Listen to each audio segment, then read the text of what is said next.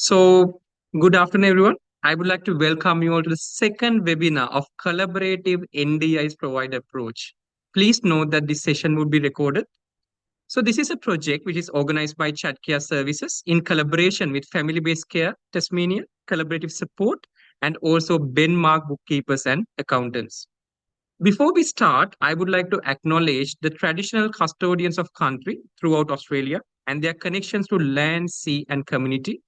We pay our respect to their elders, past and present, and extend that respect to all Aboriginal and Torres Strait Islander people today. So, folks, my name is Chattu Dissanayake. Many people know me as Chat because Sri Lankan names are very hard to pronounce. So, I'll be your host and also one of the panelists for today's webinar. If I tell a bit about myself, I'm the director of Chat Care Services, which is an NDIS organization operating in Tasmania. And also, I have over 4 years of experience in teaching aged care, disability, and community services. I have trained around 800 students face to face in both in Tasmania and Victoria. So, I'll be talking about my expertise, which is how to train and take care of the support workers. Alongside me, we have four distinguished personalities or industry experts joining the webinar as panelists. First, let me introduce Alina Rankan. Hi, Alina, how are you? Hello, everybody. So Alina Rankan is the director of collaborative support. She has been in disability sector for 7 years. And also previously she has worked in aviation for defense for around 10 years. She is qualified in masters in psychology as well. She'll be presenting a topic major nonconformities associated with SEAL. Good to have you in our team, Alina. And then we have Melinda Duniam and Erica Behrets. Both are support coordinators of family-based care Tasmania. So first we'll start with Melinda Duniam. Hi Mel, how are you? Hi Chad, I'm good, thanks. How are you? I'm good, thank you. So Mel started her journey in education department with students with disabilities. Then due to the passion for the industry, she started working as a disability care worker, studied diploma in community services on the way, and eventually she became a support coordinator, assisting a lot of participants to find the right care and making sure their rights are protected. And then we have Erica Behrets. Hi Erica, good to have you on board. Hi. So she first started her career as a support worker for out-of-home youth. She's not only a support coordinator for family-based care Tasmania, but also she's a psychosocial recovery coach. Both Melinda and Erica would be talking about insights about support coordination, which could be beneficial for you. At last but not least, we have Alex Elsha, who's the plan manager of Benmark Bookkeepers and Accountants. Hi, Alex, how are you? Alex, I think you're on mute. Hi guys, how's everyone? Morning. Okay. Good to have you on board, Alex. So, Alex, if I talk about Alex, he's an experienced business consultant and also plan manager, leveraging a strong accounting background to specialize in guiding small business owners towards successful scaling. He has dedication towards navigating the legal obligations in taxation and also compliance. So, he'll be talking about how to keep a positive cash flow as an NDIS provider. You know, for any organization, actually, bottom line is very much important.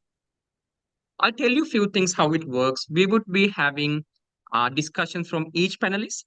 And then at the end, there'll be a time for Q&A. If you can see the Q&A tab in there at the bottom, you should be able to send a question and we are more than happy to answer. But because of the time restriction, we might not be able to answer all the questions. But in that case, we will be having our contact details at the end of the slide. So if there's anything you feel like or you want to know, please feel free to shoot us an email and we'll get back to you as soon as possible. All right, let's start. So I'll be the first panelist to go and I'll be talking about how to train and take care of your support workers. You know, in any kind of NDIS company, or it could be any kind of caring company, the support workers are the pillars of the organization. We could be, no matter how big, how small we are, if we have some values, if we have a vision, if we have a mission, these are the people who are responsible for conducting that. Now, in our presentation, we will see how we can train them in the proper way, and how we can retain this talent and how we can assist them to develop. I have covered this in the previous webinar as well, but I want to go through this once more again. So it will be kind of a good connection with my other slides. When we take a support worker, first, they need to have a particular qualification. It could be certificate 3 individual support. It could be certificate 4. It could be diploma in community services. So in these courses, they need to do theory units. They need to submit the assessments and they'll be marked satisfactory. Okay. Not only theory, alongside with the theory, we need to run simulations or what we call practical training. Let's say in terms of disability, we talk about how to make a bed, how to use a lifting machine, how to use a standing machine, how to use slide sheet. Uh, in case of role plays, we can do emergency situations. What should you do? So again, they'll be marked satisfactory on their practical components. Then all these qualifications mandatory. They need to go for placement. When they go for placement, they can go to residential aged care. It could be group home where they'll be doing the required hours, which they will make sure that they complete all these things in a satisfactory way. So at the end, all of their theory, practical components are satisfactory. So we can tell that this particular person is competent in this particular qualification. Then these support workers will be coming to us. Before we talk about our necessary things, we need to understand about the background of the support workers. There could be support workers coming from different backgrounds. It could be educational. It could be even people who are coming from different countries. It could be from different skills, different knowledges. Some people could have experience and some people might not have experience. But in all these cases, we can have a kind of a holistic approach, which we can assist these care workers and to make sure that they are part of our company with our motto to give the best care to the participants. I like the last point more because passion can go a long way. I have seen students, I have seen support workers with that passion making so much of drastic changes in participant life, which is very much good to see. Orientation. If you look at, let's say, it's an NDIS registered organization or anything as such, we need to have an orientation for the employees or for the support workers. In our company, actually, all of my support workers are coming from either past students who have known them for around 2 years or 3 years or coming from a very close network, but still, we need to do the orientation. People always misunderstand orientation. People think like orientation is somewhere we instruct the particular person that do this, do infection control, do this. It's not really the case. Orientation is the perfect place for us to explain to the support worker, these are the values of our company. These are what we are trying to change. So in that case, we can embed these values in the particular support worker. Rather than we forcing them to follow on the policies and procedures, we need to explain to them why it is important. For example, like policies and procedures are in place to make sure we take care of the participants in the best possible way. And also it is there to protect the support workers and also the company as well. Let me give an example about incident report. This is an incident which happened in Victoria around a few years back. A particular carer was actually changing the bins, and there was a needle in the bins which was not supposed to be, and by accident it pierced her skin. It was like a bit of bleeding, and she thought, all right, it's just there's nothing, not much blood coming out, there's nothing, I don't have to fill an incident report. It's a lot of documentation, why should I trouble? After 3 or 4 days she was having fever, so she had to go to a GP, and they tested all these things and they said that she's having hepatitis. All right. And then she remembered, oh, maybe I could have got it from that needle which got pierced into my skin around a couple of days. But when they went back, the organization said sorry because there's no incident report. We don't know whether this has happened, and she was not covered under workers' compensation. Okay. So if we can know, if we can tell them the importance of the incident report, these are not only for the company, these are for the betterment of the participant and also for you. I think that's something which they will really follow because they know why they are doing it. Sometimes people think incident is something which has happened. Let's say Okay, let's say a participant has fallen, we need to fill an incident report. Correct. But incident report is not only about, incident which has happened. It could be a near miss. For example, there's a staircase, and you had a near miss.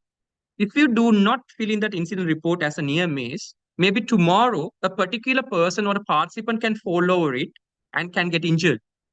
But if you put it as an incident report as a near miss, a particular organization or compliance team can review it and can take the necessary actions on it. It could be a hazard. So if you look at all these things, we need to make sure that we document that.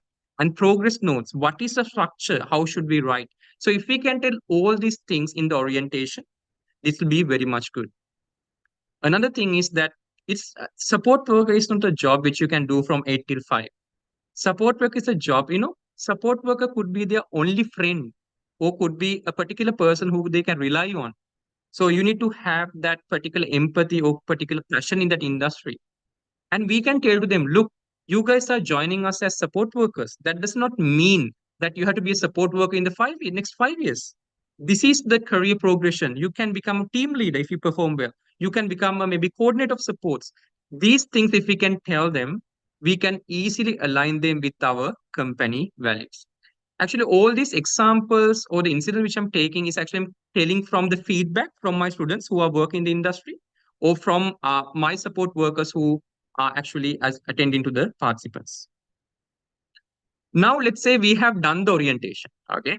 Now we are getting a participant. This is their first, let's say this particular support worker has experience before. That's fine. Please do not send them the support plan, the risk assessment, the environment risk assessment, and the participant risk assessment in the morning and asking them to do a shift in the afternoon. That's not how it works. You need to send them advance so they can go through that. So if they have any questions, they should be feel free to ask the particular supervisor or the particular team leader. So the particular roles, it could be a director, it could be the team leader, it could be the manager, based on the scale of the organization, they should be approachable. We need to have a meeting with the particular care worker or the support worker to make sure we go through the support plan one by one. We go through risk assessment. We come up with a plan. We tell, okay, let's say this participant has false risk.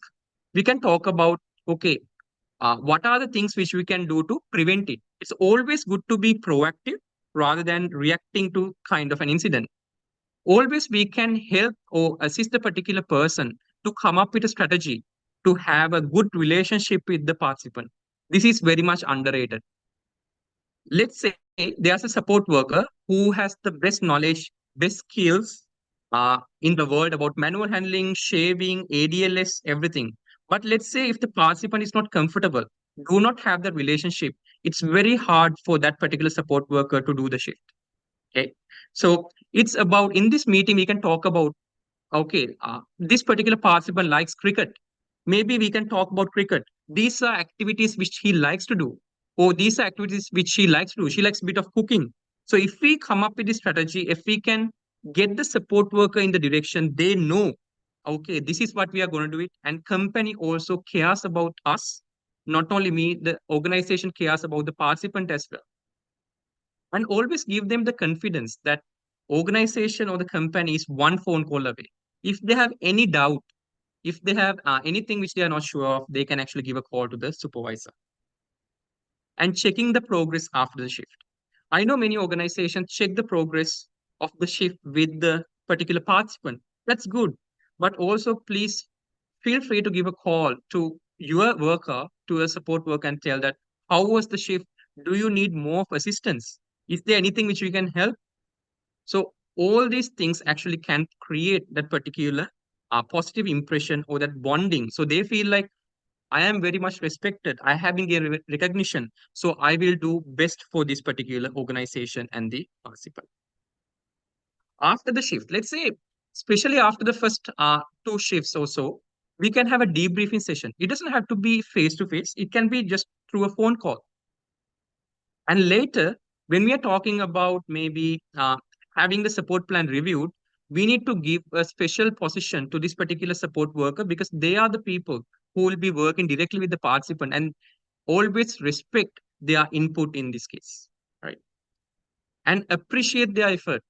Many people think, okay, only way to motivate a particular person is to monitor you sending a voucher. No. If you can say, oh, thank you very much for your good work. You are such a star. These things actually can create so much of positive impression in the particular person's mind. Oh, I'm doing a good job. These people really care for me. That's how they will do more and more better in future. Do not be a organization which gives a call to the support worker only when something goes wrong, and have continuous contact. When I say continuous contact, I'm not telling that, okay, you need to have a formal meeting with them every week or so. No, maybe once a month, arrange a team bonding activity for the support workers. It could be laser tag, it could be go-karting, it could be a barbecue. So everyone feels like, they are part of the family. They are respected, they are recognized. So they will give their 100% in the matter. I would like to come up with one particular situation before I wrap up, because this is where I have seen from my students, uh, what has mainly demotivated them. Let's say we send a particular support worker to a participant, okay, and participant gives you a call and says that, look, Chad, sorry, I think I need to change the support worker. Don't take the phone and ask the support worker, what's wrong? What did you do? Don't be in that thing. First, have the chat with the particular participant. Ask them, what is the problem? And most of the cases, it's not only because of a fault of the support worker. It's because maybe the participant might be feeling that they are not the right fit. Like I told you, support worker is not only a job, it's about being a friend, it's kind of being a mentor. So if they are not the right fit, even if the support worker is doing 100%, that's okay. We can give a different person. But when you are handling the support worker, don't tell them, oh, because of participant said you are not good at this. Don't be like that. Always tell that, please don't take things personally. It's about the right fit. Don't worry, we'll find someone which is a right fit for you. But let's say in this situation, it's about the participant is telling, no, the support worker is being abusive, or participant, support worker's attitude is not good. In that case, of course, we need to take the disciplinary actions in the matter. So, uh, thank you very much for listening to my part of presentation. If there are any questions and such, you can put it in the Q&A, and I'm more than happy to answer. And I'll be able to answer only limited number of questions. But if there are any other thing which I cannot, please feel free to take a picture of this and send me an email, and I'll be able to assist you with that. Okay, let's see the. All right. Okay, there have been two questions. I just want to go through in thing. And if you can, when you are putting the question, small request, if you can put to whom it is addressed to, that will be really good as well. So first thing is that, how do we know whether the qualification a support worker has is genuine? Since there are many fake RTOs who has issued certificates of money. Okay. So what happens is, I can understand your concern, but as ASQA, ASQA is a regulatory body for this WED framework. All right. They are now coming to return to compliance program they have started after COVID. So now they are checking on this ghost RTOs or ghost colleges just to make sure. But in an interview, as a provider, how do I check is that in an interview, I would ask them, okay, what are the tier units which you have done? All right. What is empowerment? I just test their theory knowledge. And also I will ask, where have they done their placement? Right.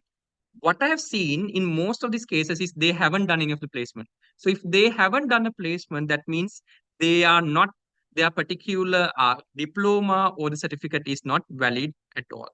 Okay, that's one to go ahead. And the second is, what if a support worker has a bad attitude towards staff, client, supervisors, but they're excellent in knowledge and skill? And I think Alina has given a really good answer in that as well. Like I told you, it's when you talk about knowledge and skills, I always put so much of emphasis on attitude. Why?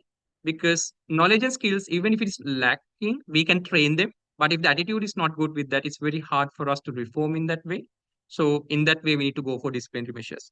And thank you, Alex and Alina, for assisting me with this matter. Thank you. If there are any questions, feel free to send me an email to that particular email, and I'll be getting back to you as soon as possible. Okay, so our next panelist would be Alina Rankan. She is the Director of Collaborative Support, who will be talking about major nonconformities associated with SIL housing. Alina? Thank you, Chad. Hello, everybody. As Chad mentioned, we'll talk about, just give me a second here. Well, we'll be talking about, what's going on? Technical difficulties, sorry. Sorry, that's the beginning, the end. Okay, so I will be talking about non-conformities associated with SEAL from a service provider as well as an internal NDIS auditor. Documentation available for staff at the house. There are some documents that what I would like as an auditor, I would like to see, such as the incident and reporting procedures, the hazard procedure, incident and hazard forms, medication procedure, and the incident form that is different from the incident and hazard form, the high intensity procedure, the emergency, and the reportable incidents.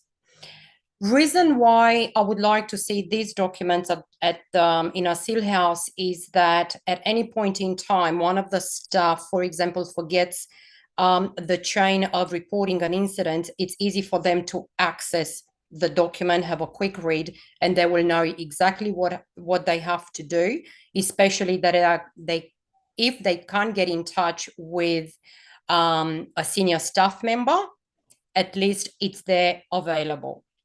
Best practice, and I do this from a service provider perspective. I have all my staff trained in reportable incidents. Reason being is that staff still need to have an understanding what is reportable incident, what is the time frame, what is an unauthorized restrictive practice, and when it becomes a restrictive practice. So if everybody knows, they have an idea, if they come across an incident, they will remember that, hold on a second, this is a reportable incident. I have to immediately get in touch with management because they need to follow what they need to follow at their end.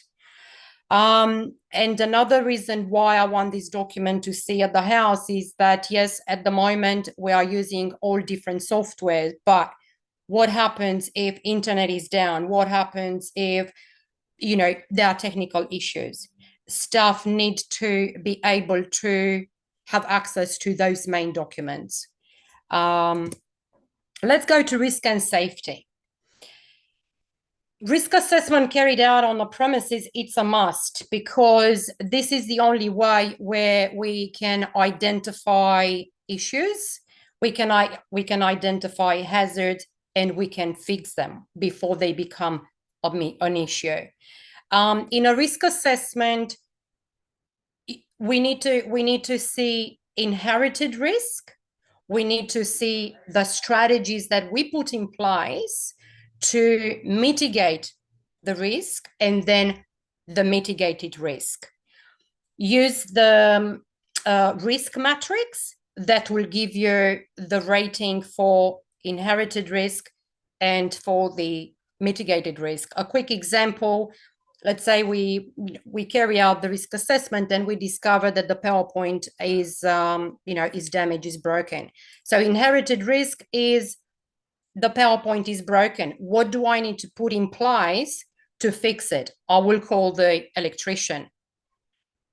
Once the electrician is fixing the issue, my risk as a result of the electrician fixing the issues should be a lot less than the initial risk before the issue was fixed. So high risk, PowerPoint broken, mitigated risk, electrician fix it, mitigated strategy, electrician fix it, mitigated risk is a lot less because the issue is fixed. And you need to have this one done with all the issues that you find in the house. Emergency plan. The emergency plan is the floor plan, the exit plan. It has to be put in a place where it is visible to everybody, so anyone at any point in time know where the exit points are. Ramps, they are important. Best practice, even if you don't have a client, for example, that doesn't have a wheelchair, best practice have it there, because at any point in time, being a seal house, you may have a client that is using the wheelchair, and you don't have to worry about that. Oh, what do I need to get into panic mode? I don't have ramps. What do I do? It's there, easy, problem solved. The fire extinguishers, they are important as well, obviously, for emergency situations. They have to be checked by every 12 months by authorized personnel. Fire blanket as well. First aid kit, absolutely, it's a must. Without it, that's a red from an audit perspective. Fire alarms, again, they will have to be checked every 6 months by authorized personnel. Exit signs. I in my seal house, I have the sign, the exit sign, the ones that are illuminated at night, so everybody, if it is an emergency, everybody can see where the emergency exit is, and evacuation can be done quickly with no issues.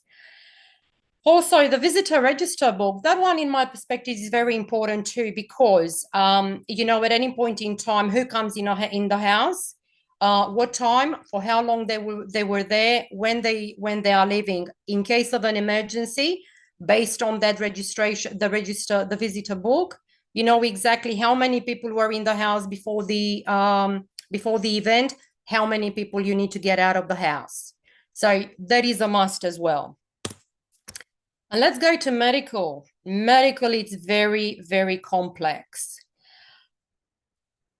Have separate clients, separate folders for each client. This will eliminate the risk of mixing the information. Have the folders clearly identified with your clients' names. Medication cabinets, have it separate for each of your client. Again, they have to be labeled, clearly identified which one is for who. Another big document, and that is a hit and miss, it's a clarification of purpose of medication. This one is really important too, because this will tell us if we have a chemical restraint or not. And if we do have a chemical restraint, our behavior practitioner has to be involved, our behavior support plan has to be developed, and the chemical restraint has to be included, and then reported to the commission, and also as each state has its own reporting requirements, that reporting will have to be done as well. So keep in mind that there are at least 2 reporting, not only to the NDIS, in regards to restrictive practices. The side effects of medication for each client, again, it's a must and has to be done. It has to identify what the medication is for, the route, side effects, common, and you can find some rare side effects as well. If we have medication like insulin or different cough syrups, for example, that have to be kept in the fridge, they cannot be kept in the fridge where we keep the food. That's a no-no. In the staff room, get a small fridge where that is only for the medication. You need also a fridge temperature, and a temperature log has to be filled out at the beginning of each shift. The reason you need this is you need to monitor the temperature in the fridge to make sure that the temperature of the fridge, it is in accordance with the requirement for that particular medication. Yes, you will have medication that has to be stored between 3 and 7 or 3 or 10. Ideally, find the average and you're safe. Medication charts. Me personally, I prefer the medication charts because it is just one book. It is filled out by the doctor. There is no room for interpretation or misunderstanding. In the medication chart, you have the medication that your client is on, the times they have been administered, when the medication started to be administered. All you need to do is pretty much sign the medication charts when the medication needs to be administered. The DD books.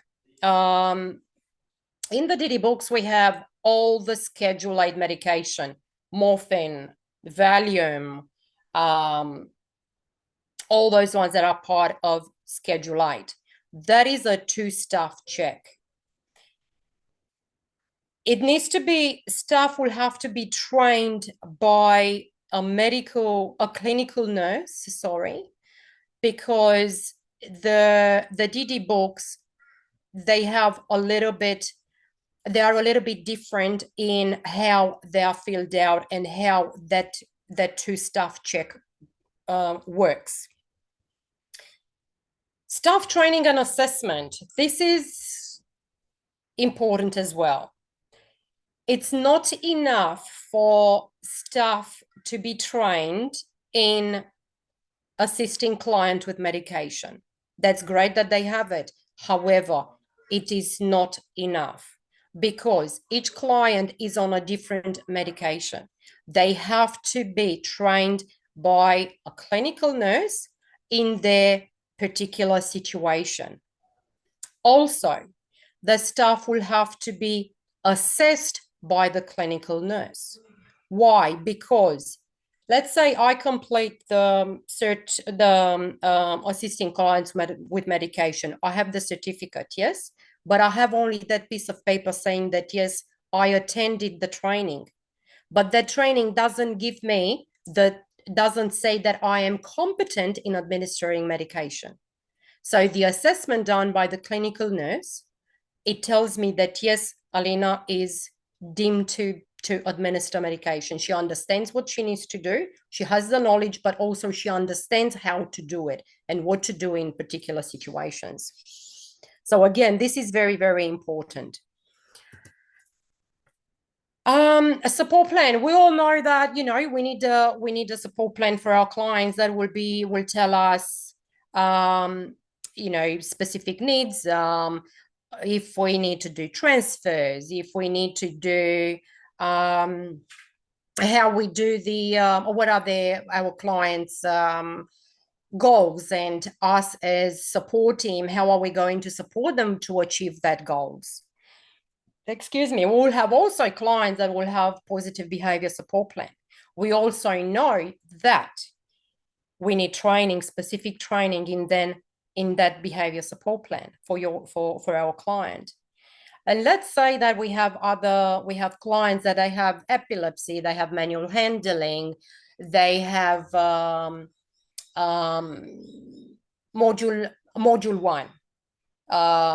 Let's pick peg feeding. It's not enough, again, same with the medication training, it's not enough for us to have that general training. So it's not enough to have, for example, only the manual handling, the general manual handling. We need the specific training in manual handling because each person is different. So they will have to have the manual handling specific to them. They will have to be assessed and deemed to be, yep, they can do the manual handling. And the same with any other, you know, with the epilepsy, PEG, trachea, whatever their needs are. What I do with my staff, best practice, I ask my staff every 3 months to reread all the plans, sign. If they have questions, we discuss about them. It's a good reminder, it's a good refresher, because we all know, for example, you know, with the behavior support plan, funds are running out. What do? We can't wait for a year until we have another training, but we can be proactive and refamiliarize ourselves with the strategies, whatever it's put in place by the behavior practitioner. That was it at my end. please feel free to ask any questions. If there are any specific questions, I will. I'm happy to send responses as I can. But I'm just waiting for any questions if you have at the moment. And thank you so much for listening. All right. Thank you, Alina. There's one question which has come in the Q&A, and it says, in an audit, if there are no incidents for a long period, like no incident report, let's say 6 months, the question is that a negative thing from an auditor's perspective? No, not necessarily, but, and I'm talking now from an auditor perspective, I will be a little bit worried in a way, because we are human, we are working with human beings. We all make mistakes. So in 6 months to not have one incident report, probably I will start digging. Okay, all right. Thank you for that. And during the presentation, you were talking about restrictive practices. Sure. Again, from the auditor's perspective, can you tell us a bit about what are the registrations which is required for a service provider in order to provide like restrictive practices? Okay. As an organization, to be able to provide assistance to a client that has behavior support plan in place, you need to be registered for Module 2A as an implementing provider. If you are not registered for Module 2A, you cannot look after that client unless you take all the necessary steps to get yourself registered. Because there are a lot of requirements, it is a lot of reporting that has to be done. And this is why I said before, it's not only to the commission, to the NDIS on a monthly or weekly basis, if it's an authorized or authorized restrictive practice, but you also have your state individual requirement that has to be reported to. So the answer is yes and no. All right. Thank you, want to provide service, you need to be registered. You are not registered, take the necessary steps to become registered. Okay. All right. Thank you for that, because a civil participant has become kind of a hot topic, but you shed some light on that particular matters. It's not like, there's so much of background work which you need to do, make sure that quality of care is provided to the participant. So thank you very much, Alina, for joining us from Queensland on this webinar. Thank you. One thing interesting about this webinar is that we have panelists coming from all over Australia, for example, and Alina Runcan from Queensland. We have Alex Elsha coming to us from New South Wales, and Erica and Melinda from northern part of Tasmania, Burnie, and I'll be actually joining from southern part of Tasmania, Hobart. So it's kind of everyone has come together to make sure we provide quality information. Again, our main goal is to make sure that quality care is provided to the participants. Thank you again, Alina. Now we'll be moving on to the support coordinators, Erica Behrens and Melinda Daniel. And they are the support coordinators of Family-Based Care Tasmania, and they'll be discussing on the topic insights about support coordination. Thank you, Chad. Yes, so I'll just bring up our screen to share. There we go. Awesome. So as Chad said, we're going to give a bit of information and insight about the role of a support coordinator within the NDIS. So effectively, as a support coordinator, we are a personal connector for a person with a disability, connecting them with their provider and the NDIS and any services that they need, and meeting reporting requirements towards the NDIS. As support coordinators, we help navigate their NDIS plan and use the funding accordingly to their disability needs. We don't make the decisions for the participant. We negotiate with the participant and support them to make their own decisions, building their capacity and understanding of their NDIS. So we assist the participant to source and connect with providers and appropriate services that they need. This funding is specifically stated in their plan for us to assist them, and it's generally for participants with complex needs. If a NDIS plan doesn't have the support coordination funds, a participant can apply to the NDIS and request this funding with evidence of their complex needs. I'm going to pass it over to Erica to discuss the role of the support coordinator, basically from the beginning. Thanks, Mel. So when we get a new participant, these are generally the steps that we follow. We establish communication and begin building rapport with the person with a disability or their nominee. That might be someone like child safety even. At this point, it's vital that we gain consent from the participant in order to liaise with the NDIS on behalf of the participant. And we generally do this by going out to the person's home and having a meeting with them and learning about them. Generally, an initial NDIS plan has funding for assessments and reports.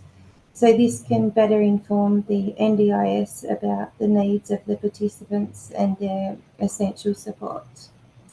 We obtain the funding breakdown from the NDIS planner or directly from our request for service, and we will discuss this with the participant. We look at how the funding is stated and how it can be best utilised to achieve the participant's goals. We also look at areas that the funding doesn't cover, such as medical treatment, and we look at how we can link a participant to appropriate mainstream services to fill this gap. We also discuss any barriers to the participants achieving their goals.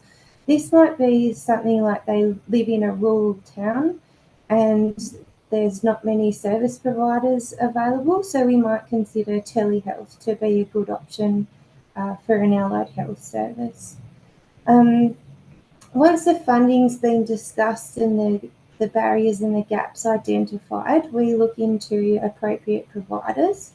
We generally like to give 3 or 4 options for each funded support, which gives the participants choice and control over their supports. We carefully calculate each budget for each service provider so that the funding will last the duration of the participant's plan. Once the participant has chosen their service provider, and at this point it's really important that service providers stay within their allocated amount of funding so that the participant doesn't end up getting a bill or run out of funds early due to misappropriation of funds. We as support coordinators also monitor each service provider's spending to make sure that this doesn't happen. As time goes on, we check in regularly with the person, their nominee and the service providers. We work with the person to continually work their NDIS funds to meet their support needs and ensure that their supports are meeting their goals and are within NDIS guidelines.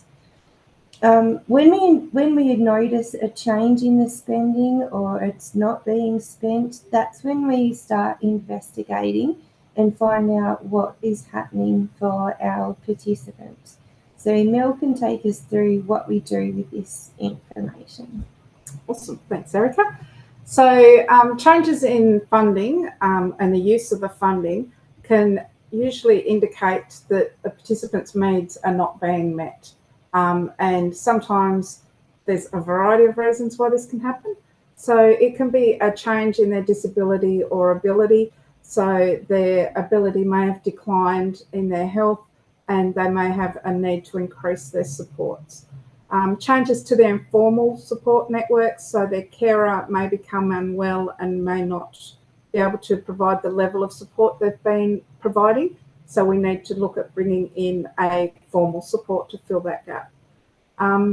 Changes to the formal network can even affect the spending of a client's funding. So we saw this recently with the impacts of COVID and staffing availability and organisations just not having enough staff on the ground to support the needs with so much leave that was required. Home modifications are another reason a participant may need to have a change to their plan. So their ability to use their kitchen or bathroom may have declined, so they will need to have that modified to meet their needs, and that is done with the support of reports and recommendations from Allied Health. The same with the need for equipment. A participant may have been able to transfer from their wheelchair to their bed without assistance, but that becomes increasingly difficult as their abilities decline due to their disability or illness, and then they need the additional equipment like a hoist. Even small changes, like if a participant gets married, changes their name, or moves to a different address, there's NDIS paperwork that has to be filled in for this, and support coordinators can assist with that process. Generally, there are 3 options when it comes to reviewing a plan. There's the plan reassessment that's participant initiated. So that is an early plan review, usually within about 3 months of the plan ending. So their needs may have increased and that's not going to change. So we need to get their plan reviewed earlier. There's also the plan reassessment that is agency initiated.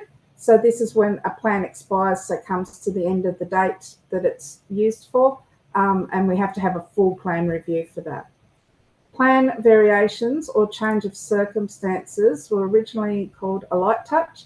So that's when a participant's circumstance change and their ability. So we have to get the evidence for that and submit it with a change of circumstance. A plan reassessment, as I said, is a full review of all funding, whereas a plan variation is usually just 1 or 2 of the supports that need to be adjusted. With all of these reviews, we need to collect the reports and recommendations from allied health providers. These will support the participant's request for change. This is then sent with the paperwork to the NDIS with the justification that we fill out in a report that backs up the allied health recommendations. The NDIS service charter states that these assessments can vary in the time it takes for them to come back. Generally up to 50 days for a plan variation and up to 56 days for a plan review. As support coordinators, we don't have any authority to make the decision about the NDIS funding. That is wholly up to the NDIS, and we just provide the evidence that backs the request. When these plans come back, if a participant's not happy with the outcome, they can request a review, and there's 2 steps that we take in doing this. So the first step is what we call a review of a reviewable decision. That's quite a mouthful, that one. This involves gathering further evidence to justify the supports and the requests that were being made. When we complete this with the necessary form, we submit it together with that evidence from the allied health professional.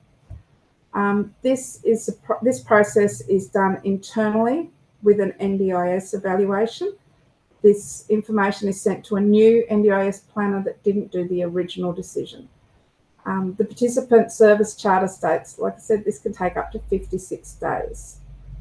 The review of a reviewable decision, when that comes back, it can either be adjusted, the plan, or it can be completely denied and saying that the decision was made was correct. If the participant's still not satisfied with this outcome, we then can support the participant to take this to the Administrative Appeals Tribunal. This decision is made external to the NDIS, and this decision's generally final. We have noticed of late that generally there's quite a lengthy wait for some of these communications with the NDIS and changes that we're making, and it can become extremely difficult for participants. So this is where our role becomes really important to assist the participant through this lengthy period, because it can become quite confusing and distressing and even frustrating for all involved. Mm-hmm. Unfortunately, these decisions and wait times are beyond our control, However, we do keep regular contact with the NDIS to request a progress update. We can even sometimes request it be escalated or approach the local area coordinator to ask for this to be taken further. So that's as far as reviews. Erica, can you go over the types of funding within a plan? Sure. So an NDIS plan is broken into 3 categories: core, capacity building, and capital. And funding is not flexible across these 3 categories. Core funding is for a participant's support workers or consumable items. So that includes personal care, domestic assistance, gardening, the purchase of low-cost assistive technology like continence aids, and things like that. The funding has some flexibility, but it must be used for supports that fall within this category. Capital and capacity building funding are generally not flexible. So this means the NDIS planner specifically states what these funds can be used for. So a person might be allocated X amount of physio hours, X amount of psychology, X amount of support coordination hours, and that's it. And support coordination falls under the capacity building funding. Capital funding is generally for home modifications or purchases of higher risk assistive technology like powered wheelchairs and hoists, things like that. It's our role as support coordinators to help a participant understand the different types of funding and how they can utilise this funding to meet their goals. We monitor and maintain these budgets monthly using statements from plan managers and cross-reference it with that available on the NDIS portal. Whilst we're very passionate about our roles as support coordinators, we're only allocated a certain amount of funding, which gives us so many hours to support our participants. So we feel that it's really important we don't create a reliance on ourselves so that the participants build their capacity to understand their NDIS funding and can access the services and supports independently. So it's really important for us to recognise when a request is outside the scope of our role and to refer the participant on accordingly. Awesome, thanks Erica. So that brings us to the end of our presentation. We hope we've given you some insight and a bit of an overview of our role. There's a lot of scope within the support coordination role for us to assist our participants moving towards achieving their goals. Whilst we're always learning, we don't have all the answers, but we do have the ability and are more than happy to look into finding the answers for people. So I guess this is where we throw it back to everyone if they've got any questions. And like Chad said, we're more than happy for you to take a screenshot of our address and contact details and give us a call when you would like. Okay, all right. Thank you, Erica and Melinda, for that one. I think we have 2 questions coming from the audience. The first one is, what are the challenges of being a support coordinator? Wow, there's a lot. A lot of it comes down to what assisting a participant to understand what can be covered by NDIS and what can't. There are supports that are considered Medical. Yeah, like for example, yeah, exactly, medical. So certain doctors aren't covered, whereas some allied health, like podiatrists and that, but it has to all be related to their disability. Yeah. That is on file with the NDIS. So you can have multiple disabilities, but if you've only got one listed, they will only assist towards that one disability. I think another challenge is navigating the NDIS system.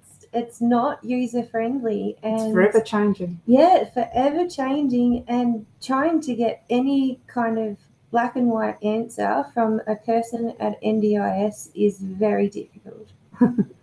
Okay, all right. Thank you for that. Now we are coming to the second one. It says, some participants do not have adequate funding as a provider. How can we deal with this issue? I think if I add a top of this, I have heard from the industry that mainly when it comes to funding, there's a bit of a lesser funding for participants with cognitive disabilities, which I have heard bit more. Anything we would like to comment on that? Yeah, the key for that is for us with our engaging the allied health, getting the reports in, the comprehensive assessments, and that is our key. We then use that information to evidence and report to the NDIS. Unfortunately, it seems like there's the NDIS have this set amount of funding for each different type of service provider, and it's really hard to get them to budge on that. Yeah. And we totally agree that most areas are underfunded, but they'll push back and say, well, it's, can come under Medicare. There's other options for that service. And that's where we try to link and empower our participants to access those services so they can make the most of what funding they do have. Yeah. Thank you, Eric and Melinda, again for your insightful ideas and about support coordination. I know support coordination is a very broad scope, but thank you for trying to squeeze in within that time frame. Now, last but not least, we have Alex El Shah, who's the plan manager of Benmark Bookkeepers and Accountants. We kept him to the last because he's going to talk about the bottom line, because without a bottom line, any company cannot run. And he's going to teach you the magic of how to keep a positive cash flow as an NDIS provider. Alex, all to you. Hi, everyone. Thanks, Chatura, for this great intro. Thanks, everyone, again. I'll start by sharing my screen. There you go.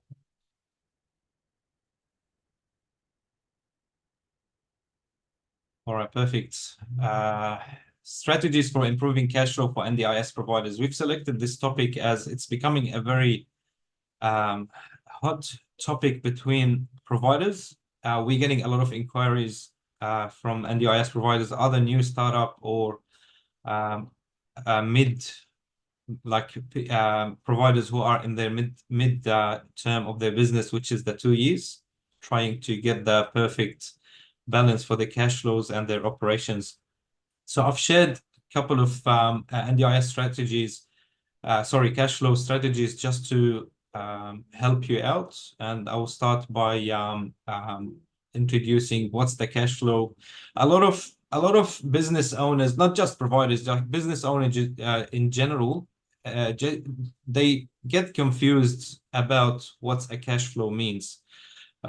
Simply, the cash flow is the money coming in and the money coming out from your business account. But we're talking business related, not personal. I know some providers, they run a business as a sole trader, and they have a lot of money coming in and out from their personal account.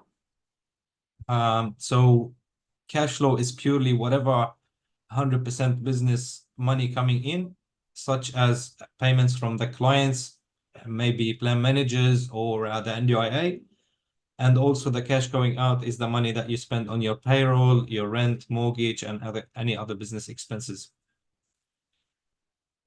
3 types of cash flow. Operating cash flow. So the cash flow is classified into 3 different options, and accounting wise or business measurement wise, they are split into 3 main categories. The operating is all your day-to-day spend and receive business transactions like rent, payroll. Investing is when you do the next step, running your business and invest in probably cars, equipment, sell homes. And also financing, which is when your business acquire a new asset or go into a different venture and they need some money to fund their business operations. Now, we've picked up the most 3 best strategies to improve your cash flow for your business. It starts with keeping a good business records. So and this is what I'm talking business record. This is different to the records that you have to keep as a provider for your audit and for your compliance. This business is highly regulated business in both the ATO I and also the NDIS Commissioner I. So to keep on top of your cash flow, the first step is you have a good business record that through your accounting software, whatever accounting software you use, or if you don't use an accounting software and you are growing, it is highly recommended to use one. Now, if say you're a solo provider and you're doing everything on your own, we really recommend that you reach out to your accountant and ask them how to be on top of your records. Now, the other strategy is to conduct your business performance check. You can do that every month, every quarter. It depends on the volume of your business, but that's very highly recommended step for you to be on top of your cash flow, so you don't leave it to the last minute. The NDIS industry is a very fast-paced industry. I've seen providers from running business from home to a firm or a provider that have over 50 or 60 staff in less than 1 year. And so if you don't have your cash flow covered, you'll end up stuck somewhere that you can't continue, or you'll be going backwards. So conducting business performance check, one of the highly recommended strategy for the providers. And the main purpose of conducting the business performance is to make sure you've got a healthier cash flow, and you slowly try to find ways how to improve that cash flow. Now, something I want to discuss about the pricing structure, the NDIS. As you know, there are price limits as per the price guidelines, and if you do some work, you need to be prepared that's the maximum you can charge. I've seen this happening mainly with allied health professionals. Some of them, they charge 200 and 250 an hour. Now the NDIS limit is 194 or 214. It depends on roughly.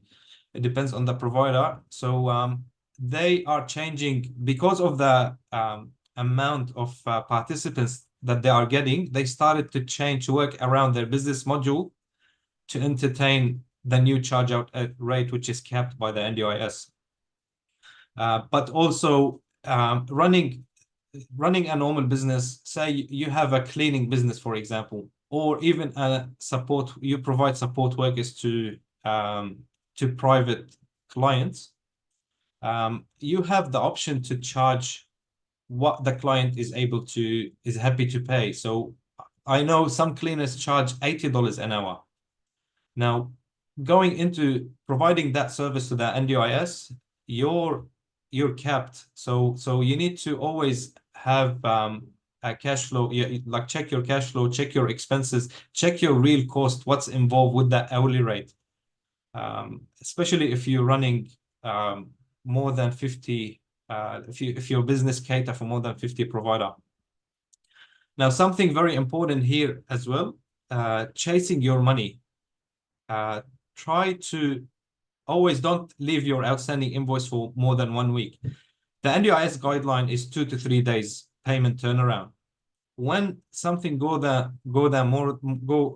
more than 1 week, especially if it's plan managed, you don't have access to the portal, and you don't have a direct communication with the NDIA. Try to chase it up, because there is an issue. Anything more than 1 week, there is an issue. Try to rectify this issue as soon as possible. It could be lack of, like, there's no enough funding for the participant, could be plan manager. There is an issue from the participant side that they give a message to the plan manager, don't pay this invoice. Whatever the case might be, keep it within the 1 week. Okay, so number 3, examining your financial records. and find the areas to improve, just to streamlining your cash flow. So always look for ways to reduce expenses. One of the main issues with the NDIS new startup business is the amount of money they throw on marketing expenses. And that marketing expenses could be, majority of it is a lock-in contract, could be for 1 year, 2 years, whatever the case might be, or a subscription. Keep monitoring that. Now, the business rule for marketing is 3% of what's your turnover. So have this evaluated after 6 months or 8 months, and make sure you're not paying for marketing subscriptions or campaigns that it's not getting any benefit in return on investment, we call it. Also, always look for a way to improve your ability to meet short-term liabilities. Again, it's a 2 to 3 turnarounds. So I get a lot of clients, a lot of NDIS providers that I just do their business performance check and help them out with how to optimize the cash flow, what's the problem, where's the problems, how to fix the problems. Now, because it's a 2 to 3 days a turnaround, if I see a provider struggling to meet their obligation, which might be the super, might be the rent, that straight away, like I straight away know that there is an issue, a management issue with running this business. And we have a lot of ways how to fix it and where to find the problem and troubleshooting. I've realized majority of the problem, probably 90% of those cash flow issues relates to invoicing, proper invoicing system. So try to have your invoicing system sorted. Even if you had to pay extra money to get a good software, have that sorted from day one. If you're doing a good job, if you're a provider doing a good job, the chances for you to grow up quickly, and when I say quickly, within less than 1 year, is very, very high comparing to other industries. So make sure the basics and the bones for that business is strong from day one. Okay, there are 4 questions, key cash flow questions that I picked, that any provider, any business owner in general must ask those questions to themselves each very frequently, maybe every month or every quarter. So the first one, am I trading profitably?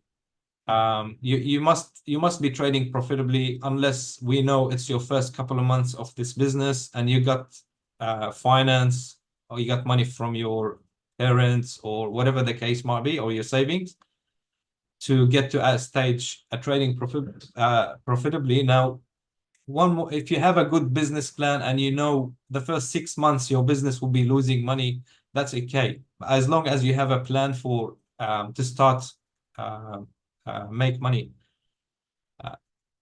How much money do I need to pay for my taxes and super? That's also very important, because what goes into your bank account, it's not always the case it's yours. There is a section for your taxes, and there's a part for your super, if you have to pay super.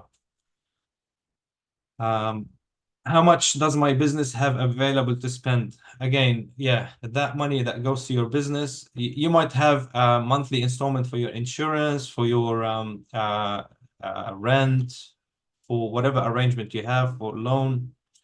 So not everything in your bank is yours. So make sure to use it wisely. Is my business improving? That's very, very, very important. And when we say, is my business improving, it's not just your income. It could be any other thing. You might be running, I run a plan management business, and my income, the company income in general, every month is increasing. But my bottom line is not increasing the way how my income increased. The reason why all the income is plan managed, so I get that money. More income to me, that means more providers I have to pay. as a plan manager. So it's not always the case your business improving just because you're turning more, your turnover is higher every month. Always ask for potential improvement, make in your business cash flow and business growth. Okay, so those are the three main strategies. I just want to discuss the assets section if you are running a still home or SDA or robust. So a lot of providers go hard when it comes to still homes by acquiring more still properties, and they get in a stage, especially with the of the plan still homes. They made it very attractive, like the developer or the real estate. They made it very attractive to people to bring them and to invest in those of the plan. And I've seen providers end up with 3 or 4 empty properties that they just invested in it for to be a still home. So you should always find ways how to either keep those still homes occupied, or there's no harm of selling them, those stills home. If you have them sitting there doing nothing, thinking that you'll be making more money or the value of this house will go up, that might not be a case in some areas. So think of either renting them to other providers at a discounted rate, just to keep your property open, or consider selling them if you have a lot of vacancy always. That will get that will release some of your liabilities, which if you have a mortgage on that property, so you can make another decision, maybe buying another property somewhere else. Again, with this one, speak to your accountants, just because properties incur capital gain taxes. So your accountant is the best person to have a chat to. If you don't have an accountant, our details, I'll put my details at the end of this presentation. Reach out to us to see how we can help you. Expenses, that's also very important. When looking for opportunity to reduce your expenses, see where you're spending the money all the time. So with this expenses section, if you're doing your business review, performance review on a quarterly or monthly, you will automatically pick up on those unusual expenses or high expenses that you spend all the time. One of the main one is subscription, that a lot of providers go and do when they need something. They don't know who to reach out to, so they just go hard on Google and subscribe to the first subscription, whether it's templates that they need for their auditing, or they come across a new participant that they need a certain template to deal with. They go and get themselves locked in for 1 year worth of subscription, and that will show on the review. So they know after a couple of months they realize they didn't do the right decision by signing up for that subscription. So very important to find, always when you sign up on something, find a way where you can take yourself out from this arrangement, because it might not be beneficial for you in the future. Marketing cost is the other killer. If you have SEOs, and that's sometimes it become quite expensive, or Google AdWords, when someone's searching, there is you spend a lot of money per click. So just consider those 2 items. And have your business performance, have your records. As I said, like rule number 1, have your records straight away up to date and accurate, the first thing. The second item is your business performance, and then you can visualize what expenses you can reduce. Also, I wanted to stress about the Shads Award.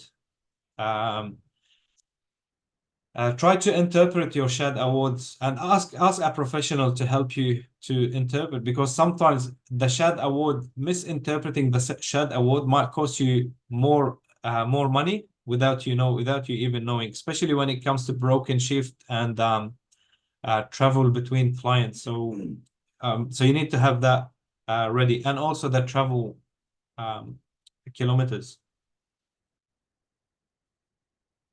And that's about it. I think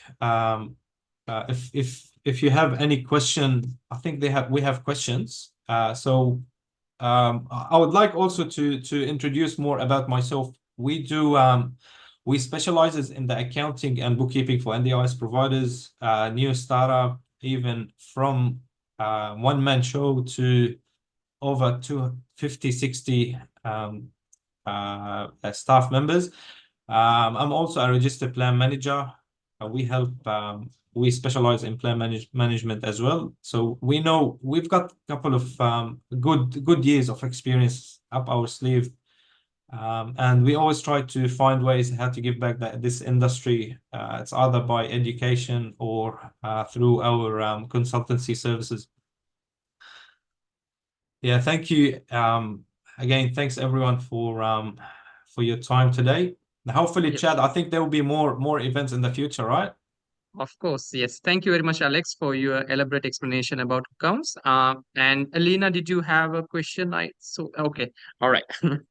Yes, Alex, there's a question directed at you in the chat. It says, I think I'm trying to rephrase it a bit. It says one-man challenge is to ensure invoices are paid on time so that it is possible to pay the compensators. But I think what the question is about is that, correct me if I'm wrong, like maybe the invoices are not being paid on time. So in that case, the company needs to use the company funds to pay the salaries. I think that's what the question is trying to ask. Sure. Yeah, recently the NDIS system was a little bit slower than usual.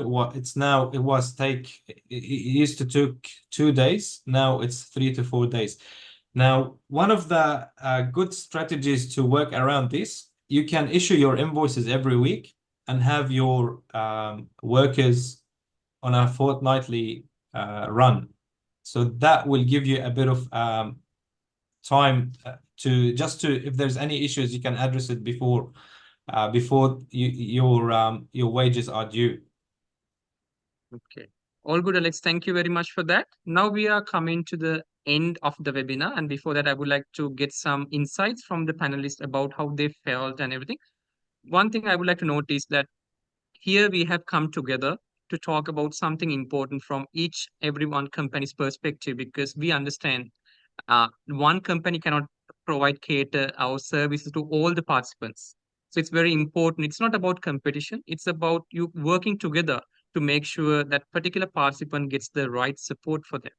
So I would like to ask some feedback, or how did you feel? Alina, we'll start with you.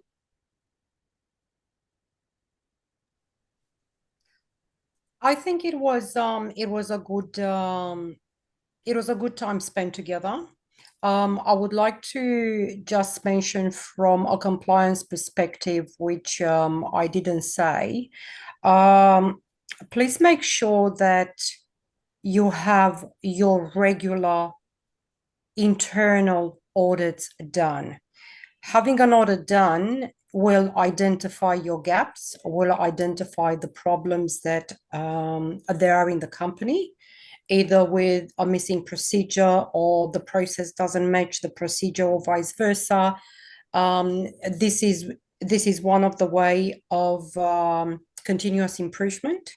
Make sure that you write all the the gaps in your registers, in your compliance registers, and what do you do about it? Because this is something that an auditor will always look at. Make sure that you have also the legislative register done. Make sure that in that register you put the national requirements, so the NDIS requirements, but also the state requirements, because as we all know, NDIS may be national, however, each state has its own requirements as well. So again, this is important, and it is something that we are looking at from an audit perspective. All your meetings that you have with your staff on a regular period, they have to be documented. The meetings that the stakeholders meeting, they have to be documented. Make sure that the communication between your clients / families / guardians, you document, because this is also part of your continuous improvement. You get the feedback from your the communication with the parties, different parties that are involved in the service. But yes, do your audits, because if you don't do it, yeah, it would be a problem. So yeah. All right. Thank you, Alina, for that. And next we'll move on to Erica and Melinda. We're just trying to discuss it and trying to figure out. Yeah, and we decided we don't like audits. No, but we agree. It's all about it's not necessarily competition. It's all about working together to get the best outcomes. Without, for example, without the auditors, we don't have